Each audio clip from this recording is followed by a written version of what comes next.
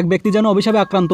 সে যতবারই computer game খেলতে বসে ততবারই তার কম্পিউটার অদ্ভুত ও হাস্যকর উপায়ে ধ্বংস হয়ে যায়। কখনো কম্পিউটারের উপর কোলা পড়ে সেটি পুরোপুরি শর্ট সার্কিট হয়ে যায়, আবার কখনো মাথার উপরে ঝাড়বাতি ভেঙে পড়ে কম্পিউটারকে চুরমার করে দেয়। খুব দ্রুত নষ্ট হয়ে যাওয়া কম্পিউটার স্তূপে জমা হয়ে পাহাড় হয়ে গেল। কিন্তু লোকটি ছিল ভীষণ গেম পাগল। যতবারই কম্পিউটার ভাঙে ততবারই সে নতুন একটা কম্পিউটার কিনে আনে। সে ভাবলো জায়গা বদলালে হয়তো নিরাপদ থাকবে, কিন্তু পরের মুহূর্তে আকাশ থেকে একটা বাস্কেটবল এসে পড়লো আর কম্পিউটার আবার টুকরো হয়ে গেল। লোকটি রান্না করার সময়ও গেম খেলতে চাইতো। একদিন হাত থেকে কম্পিউটার সরাসরি মাইক্রোওয়েভ ওভেনের ভেতর পড়ে গেল আর সঙ্গে সঙ্গে আগুনের ফুলকি ছুটতে শুরু করলো। সে মনে করলো বাড়িটাই বোধহয় অশুভ, তাই বাইরে চলে গেল। কিন্তু হৃদের ধারে যেতেই এক দৌড়বিদের ধাক্কায় পানিতে পড়ে গেল আর কম্পিউটারটি রক্ষা পেল না। টাকা কম হলেও তার জেদ ছিল প্রচুর।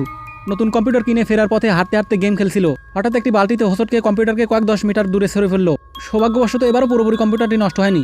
লোকটি স্বস্তি নিঃশ্বাস ফেলতে যাচ্ছিল, কিন্তু পরের মুহূর্তে এমন কিছু ঘটলো যে সব পুরোপুরি হতবাক হয়ে গেল। এর পরের দিনগুলোতে তার কম্পিউটারগুলো কখনো ধারালো ছুরি দিয়ে বিদ্ধ হলো, কখনো মাঝখান থেকে কেটে 2 টুকরো হয়ে গেল, কখনো কম্পিউটারটি এই রহস্যময় ধ্বংসের হাত থেকে বাঁচতে পারলো না। ভাঙা কম্পিউটারের বিশাল স্তূপের দিকে তাকিয়ে লোকটি একটি বিস্ময়কর সিদ্ধান্ত নিল। পরের দিন সে টেবিল, চেয়ার আর কম্পিউটার নিয়ে খোলা মাঠে চলে গেল। ভাবলো এবার নিশ্চিন্তে কয়েক রাউন্ড গেম খেলতে পারবে। কিন্তু হঠাৎ দূর থেকে একটি হর্নের শব্দ শোনা গেল। পরের মুহূর্তেই